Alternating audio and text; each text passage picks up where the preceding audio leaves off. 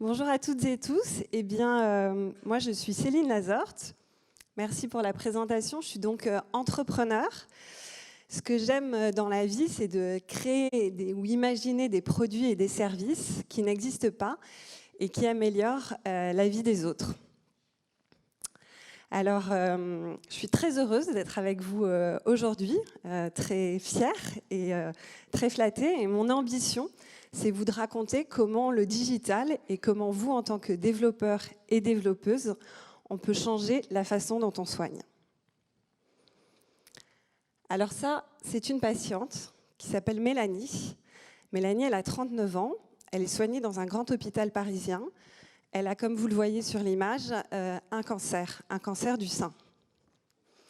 Elle prend un traitement qui s'appelle de la chimiothérapie, et donc c'est pour ça qu'elle a perdu ses cheveux.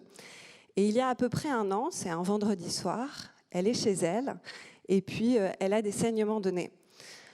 Elle ne s'affole pas trop, elle est en cours de traitement, c'est possible finalement d'avoir ce genre de choses. Et puis elle reçoit un appel de l'infirmière qui la suit, et du médecin interne à l'hôpital dans lequel elle est suivie. Et on lui demande de venir à l'hôpital en urgence pour faire une prise de sang. Elle est un peu étonnée, elle hésite, et puis elle y va. On fait la prise de sang. En fait, son taux de plaquettes est trop bas. Et donc, si jamais elle s'était cognée pendant le week-end, eh bien, elle aurait eu une hémorragie et elle aurait pu mourir. Donc, elle est tout de suite transfusée. Le cas de Mélanie, il n'est pas isolé, puisque malheureusement, des hommes et des femmes qui sont atteints de cancer, il y en a beaucoup. Alors j'ai une question pour vous. Qui connaît quelqu'un ou a connu quelqu'un qui a eu un cancer ou qui en ce moment est traité et soigné de la maladie? Waouh, la vache. Je crois qu'il y a 80% des gens qui ont levé la main ici. Alors, je vais vous apporter une nouvelle qui est un peu lourde, c'est que 40% d'entre nous, ici, fera face un jour au cancer dans sa vie. Alors c'est énorme, on le dit souvent, le cancer c'est la maladie du siècle, on le voit, on en parle à la télé, à la radio en permanence. Vous toutes et tous dans la salle connaissez quelqu'un qui a été touché. Il y a 3 causes à cela. La première, donc, c'est vraiment une explosion du nombre de cas de cancer parce qu'il y a un vieillissement de la population. Bah oui, on allonge la durée de vie et donc parfois il y a plus de cellules dans notre corps qui vont à un moment donné dérailler. La deuxième cause, c'est évidemment une prise en charge et une détection plus automatique, puisqu'avant, parfois, on ne se rendait pas forcément compte qu'un patient ou une patiente, il avait un cancer. Et puis la troisième raison, c'est évidemment l'évolution de notre mode de vie, puisque bien sûr, les addictions, etc., parfois font que... voilà. Et alors le problème, c'est que en 2040, il y aura à peu près 40 millions de nouveaux cas de cancer par an dans le monde, donc c'est énorme. En France, c'est 500 000 nouveaux patientes et patients chaque année. Et alors j'ai une autre question pour vous. Selon vous, l'équipe médicale, les oncologues, les infirmières qui soignent des patientes et patients atteints de cancer, est-ce que vous pensez que leur nombre évolue aussi vite que les cas de cancer? Alors, ma question est un peu triviale, vous allez me dire oui, bon Céline, non, on a compris. Il y a 65 000 oncologues dans le monde. Il y a par exemple 1200 oncologues en France. Donc pour 500 000 nouveaux patients et 5 millions de patients qui vivent avec le cancer, c'est très peu. Du coup, pour prendre une décision de traitement, les professionnels de santé ont très peu de temps devant eux. Donc pendant une réunion qui s'appelle une RCP, une réunion de comité pluridisciplinaire, à votre avis, combien de temps dispose une équipe médicale pour choisir du meilleur traitement qui va sauver nos vies? Eh bien, quelqu'un dans la salle qui va se lancer. Pas mal. Exactement, c'est 2 minutes. Voilà. Donc il n'y a que 2 minutes consacrées pendant cette réunion pour choisir le traitement qui va potentiellement nous sauver la vie. Et il faut choisir le meilleur traitement, puisque le traitement qui va le mieux fonctionner, mais aussi celui qu'on va le mieux supporter et le mieux vivre. Et alors, évidemment, il n'y a pas que les patients et les patientes qui souffrent, puisqu'il y a les professionnels de santé, je vous ai parlé de leur nombre. Ils sont évidemment eux aussi en souffrance. Régulièrement, on voit dans la rue des manifestations de soignants, de soignantes. La société américaine en cancérologie, l'ASCO, a publié une étude sur l'état de la santé mentale des jeunes oncologues. 70% d'entre eux se déclarent en burn-out. Voilà, donc je ne vous apporte pas des très bonnes nouvelles. En commençant ce matin, j'en ai bien conscience. 40% d'entre nous auront à faire face à un cancer, alors potentiellement bénin. 2 minutes seulement pour choisir le meilleur traitement, avec des hommes et des femmes en face de nous qui sont en souffrance. Nous sommes donc tous et toutes concernés. La bonne nouvelle que je vous apporte quand même, et il y en a une, c'est que vous tous et toutes qui êtes dans la salle, c'est grâce à vous que cela peut changer. Parce que ce n'est pas les hommes politiques, les femmes politiques, ce n'est pas le gouvernement, ça n'est pas les professionnels de santé, ce sont les développeurs et les développeuses qui, potentiellement, si vous investissez et participez à une aventure digitale dans la santé. Alors, tu en parlais tout à l'heure, moi ce constat, je l'ai fait en mars 2020. J'avais donc revendu ma première entreprise, Litchi, la cagnotte, et puis Mangopé, l'API de paiement. J'étais à la retraite à l'âge de 35 ans, presque 36. Ça me paraissait génial. Et puis, il y a eu le Covid. Et le Covid, évidemment, grand choc pour nous tous et toutes, première vague. Et puis moi, j'étais chez moi, tranquille, retraitée. Je venais d'avoir un bébé, donc ce n'était pas exactement la retraite. Mais enfin, c'était plutôt cool. Et puis, un copain qui est interne, qui était à l'époque interne dans les hôpitaux de Colmar, nous dit « Non, mais ça va être une vague sans précédent, il faut absolument qu'on se mobilise ». Et donc, à 7 entrepreneurs, on s'est dit « Tiens, on pourrait peut-être créer une initiative citoyenne, collecter de l'argent ». C'est pour ça qu'on m'a mis dedans. On s'est dit « Toi, la cagnotte, tu dois connaître ». Et puis, on va acheter du matériel médical et le livrer aux établissements de santé qui en ont besoin. Alors du coup, parce qu'en plus de la cagnotte, j'ai quand même un talent, c'est celui de trouver un nom. Alors je me dis, tiens, on n'a qu'à faire un hashtag sympa, protège ton soignant. Et voilà qu'on démarre donc à peu près autour du 17-18 mars 2020. On crée une cagnotte, Litchi. On crée un formulaire sur Airtable et on demande aux établissements de santé, enfin hôpitaux, cliniques, privés, libéraux, qui ont des besoins de matériel, de le saisir dans un Airtable. La magie d'Airtable, c'est qu'on peut faire quelques lignes de code et donc on a pu comprendre et anticiper les besoins et les attentes en termes de matériel par région en France. Et on utilise WhatsApp pour communiquer. C'est un mouvement absolument sans précédent qui arrive parce qu'on se retrouve avec 200 bénévoles, uniquement organisés avec des groupes WhatsApp. On collecte 7,4 millions et on a 400 établissements qui font des demandes sur Airtable qu'on est en capacité de répondre. Et donc pendant 5 mois, on a des camions qui tournent partout en France, 5 entrepôts, et on a la capacité évidemment de sauver des milliers de vies. Et ça franchement, on ne s'y attendait pas le dimanche où on a démarré cette aventure. Merci.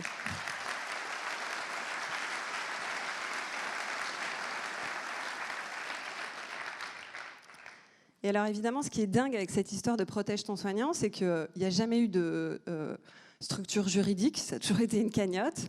J'ai jamais rencontré la plupart des 200 bénévoles et finalement, on a utilisé 3 outils extrêmement basiques, la cagnotte Litchi, un questionnaire sur Airtable, un formulaire sur Airtable, et puis WhatsApp. Donc vous imaginez qu'avec des outils digitaux aussi basiques, si on peut autant avoir un impact sur la vie des uns et des autres, évidemment, j'avais envie de continuer. Et donc c'est comme ça que je me suis dit, allez, terminado, la retraite, avec mon acolyte Jonathan Benamou, avec qui j'avais réalisé notamment Protège ton soignant, qui est entrepreneur comme moi. On s'est dit, tiens, associons-nous à un grand hôpital et pourquoi pas l'hôpital Gustave Roussy, qui est le 3e centre de recherche mondial en cancérologie, pour créer Résilience. Et donc en février 2021, nous avons créé Résilience. Et il y a Nicolas qui est juste là dans la salle, qui est notre co-founder et CTO également. Et en fait, l'ambition de Résilience, elle est assez simple. On en a parlé rapidement tout à l'heure, avant que je démarre. C'est une solution de télésurveillance médicale. Donc la télésurveillance, c'est quoi ? En fait, c'est tout simple. Vous voyez Mélanie, vous vous souvenez de la patiente dont je vous ai parlé tout à l'heure ? En fait, Mélanie, elle utilise Résilience Et donc tous les jours ou toutes les semaines, elle remplit un questionnaire sur l'application qui permet de remonter à son équipe de soins les différents effets secondaires, son état vital, son poids, sa température. Et donc les algos de résilience vont trier et grader les différents symptômes de Mélanie. Et c'est comme ça que le saignement donné dans le contexte dans lequel elle était, avec le traitement qu'elle avait et la pathologie qu'elle avait, a donné une alerte à son équipe de soins de façon à dire « Attendez, là il y a un problème, il faut la réhospitaliser ». Alors on a créé donc Résilience, je le disais, il y a 2 ans. Aujourd'hui, on a plus de 3000 patients, hommes et femmes, comme Mélanie, qui sont suivis par la télésurveillance et pour qui on essaye d'apporter en fait une meilleure qualité de vie puisqu'ils sont chez eux. Et on a un suivi digital qui permet que quand il y a un problème, ils se sentent mieux liés à leur équipe de soins et on donne l'alerte. Résilience, c'est une entreprise de 100 personnes, mais vous imaginez que cette problématique que je soulève et cette façon de soigner et suivre des patients, elle est vraie pour toutes les maladies chroniques et pas seulement le cancer. Elle est également vraie pour les maladies cardiovasculaires, insuffisance rénale, diabète, santé mentale. Donc il y a des milliers de possibilités encore et de choses à inventer. Voilà, je voudrais, si vous n'êtes pas encore ultra convaincus, vous, hommes et femmes qui êtes dans la salle, à venir dans l'univers de la health tech, vous partagez 3 autres on va dire convictions, ou en tout cas possibilités de changer le système de santé. Alors l'ambition, c'est évidemment d'avoir, comme le fait Résilience, une médecine personnalisée, c'est-à-dire, et c'est ça qui est génial avec le digital, c'est qu'il rend le soin plus humain et donc plus personnalisé.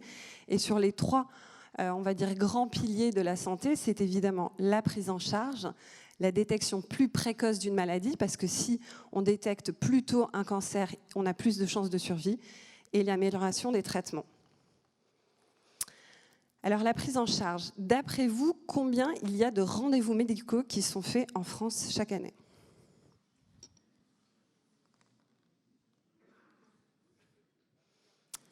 1,5 milliard. Et donc, selon vous, combien d'entre eux sont efficaces? Ouais. Alors j'entends tout le monde rigoler. Eh bien, il y en a un tiers, donc à peu près 300 millions, qui pourraient être évités, un tiers qui pourraient être optimisés et un tiers qui sont à peu près efficaces. Donc ça veut dire que si on était en capacité, et c'est par exemple des startups comme Doctolib qui font du triage, qui vont gérer l'agenda, la prise en charge, ou typiquement un chat qui pourrait permettre de faire de ce qu'on appelle du pré-filtre infirmier, bien comprendre les besoins et les problématiques, on soulagerait énormément le système de santé, nos soignants, pour qu'ils puissent se concentrer sur le bon patient au bon moment. Alors j'ai un autre exemple qui est lié à la détection des maladies. Alors je vais vous replomber un peu, mais avec des bonnes nouvelles aussi. Le cancer du poumon, c'est une maladie qui est extrêmement néfaste, puisqu'elle tue à peu près 1,4 million de personnes dans le monde. Et le problème de cette maladie, c'est qu'en fait, on la détecte assez tardivement parce que les poumons, c'est une zone qui est très peu nervée, ce qui fait qu'on ne ressent pas la douleur s'il y a une tumeur. Et donc, malheureusement, c'est souvent des cancers qui sont pris en charge assez tardivement. Ce qui fait que du coup, il y a environ seulement 13% aujourd'hui des hommes et des femmes qui sont en vie 5 ans après la détection d'un cancer du poumon. Alors ça, c'est, on va dire, l'état actuel de la santé. Mais grâce à des hommes et des femmes comme vous, eh bien, il a été publié il y a à peu près 4 ou 5 semaines dans le MIT, enfin une équipe du MIT a publié dans le Journal of Clinical of Oncology un papier sur une intelligence artificielle qu'ils ont créée qui permettrait de détecter 7 ans avant l'apparition du cancer, donc c'est les images que je vous montre, une tumeur potentielle. Ça se fait en fait de façon assez simple, c'est la prise d'une image assez simplifiée au niveau des poumons. Et puis ensuite, grâce à l'IA, on est en capacité d'identifier un potentiel risque de tumeur. Du coup, en fait, c'est un examen qui est assez peu invasif, assez peu coûteux et qui pourrait sauver des millions de vies. Donc c'est pas extraordinaire ça quand même. Voilà. Et mon 3e exemple, il est à propos de l'amélioration des traitements. Les traitements en cancérologie, ce sont des traitements lourds, compliqués, et aujourd'hui, les autorisations de mise sur le marché, elles sont faites par des organismes, par exemple l'ANSM en France, la FDA aux États-Unis, mais seulement aujourd'hui, on sait que seulement 1/3 des médicaments qui sont mis sur le marché, ils sont ce qu'on appelle mieux-disants, donc meilleurs en réalité que les autres. Et on a du mal encore, dans la situation actuelle, à savoir si un médicament fonctionne mieux et a de meilleures chances de survie pour le patient. Il y a une start-up qui s'appelle Topazium, qui est une start-up espagnole, qui a fait en fait cet exercice que je trouve intéressant, c'est-à-dire qu'ils ont pris sur le bras de contrôle d'un essai clinique les patients. Alors le bras de contrôle, c'est quoi? Quand on fait un essai clinique, on fait ce qu'on appelle une étude randomisée pour les essais cliniques, on va dire avec une grande valeur scientifique. Et donc le bras de contrôle, c'est ce qu'on appelle, vous savez, le fameux effet placebo. On va donner un médicament qui n'en est pas un au patient, et puis on va donner le médicament qu'on veut tester à l'autre groupe de patients. Et après quelques mois ou quelques semaines, on va comparer s'il y a un effet sur la survie, notamment des patients. Et donc là, c'est un essai clinique pour des patients et patientes atteints de cancer colorectal. Et donc, on a donné une combinaison de traitements. Et puis, c'est donc ce que vous voyez à gauche. On s'est rendu compte que le médicament, il donnait une meilleure survie potentielle pour ces patients. Donc, certes, pendant quelques mois, hein, puisque c'est, si je ne dis pas des bêtises, des mois, effectivement. Donc, certes, c'était plus toxique pour le patient, mais ça permettait potentiellement de prolonger un peu sa durée de vie. Donc, on se disait, OK, la qualité de vie au moment où le patient prend le traitement, elle n'est pas terrible, le traitement, il est lourd, mais il y a de meilleures chances de survie, donc il y a une autorisation de mise sur le marché de ce médicament. Et la start-up dont je vous parle, Topazium, elle a pris le bras de contrôle et puis elle a essayé de retrier les patients au sein du bras de contrôle. Et c'est ce qu'on voit donc dans le rétro-analysis. Ils ont utilisé du deep learning, il me semble des algos de clustering, pour essayer de répartir en fait le bras de contrôle en essayant de comprendre comment étaient les patients au sein de ce bras de contrôle. Et en fait, ils se sont rendus compte qu'il y avait deux groupes en réalité. Il y avait un groupe pour qui le médicament n'était pas du tout... ils avaient la même survie avec ou sans le médicament. Donc en réalité, si on avait recruté plus de patients dans ce sous-groupe-là, le médicament et l'essai aurait été négatif. Donc il n'aurait pas été mis sur le marché. Et ça, en fait, c'est peut-être le truc le plus important qu'il faut que vous reteniez de ma présentation. Parce qu'en réalité, aujourd'hui, on soigne les femmes et les hommes en donnant un médicament, une chimiothérapie. On se dit, tiens, cancer du sein, Xeloda. Voilà. Et en fait, ce travail-là, il montre qu'il faudrait donner un médicament en fonction d'un type de caractéristiques de patient. Et c'est ça que vous tous et nous tous, on sera en capacité de faire, parce qu'en fait, c'est facile, en fonction de caractérisation du patient, de dire le meilleur médicament pour lui, ça n'est pas le médicament type, en fait, c'est en fonction de sa caractéristique. Donc la médecine de demain, la médecine personnalisée, ce sera un médicament pour un patient et pas un médicament pour des millions de patients. Voilà, j'espère... Alors, il n'y a pas, vous voyez, que les informaticiens et informaticiennes qui font des blagues de geek, les médecins aussi. J'espère que ces quelques exemples de ma vie personnelle et professionnelle, et puis surtout du monde académique, vous a inspiré et a ouvert la porte dans votre esprit. Qu'est-ce que vous feriez, vous, demain, pour changer le monde? Merci.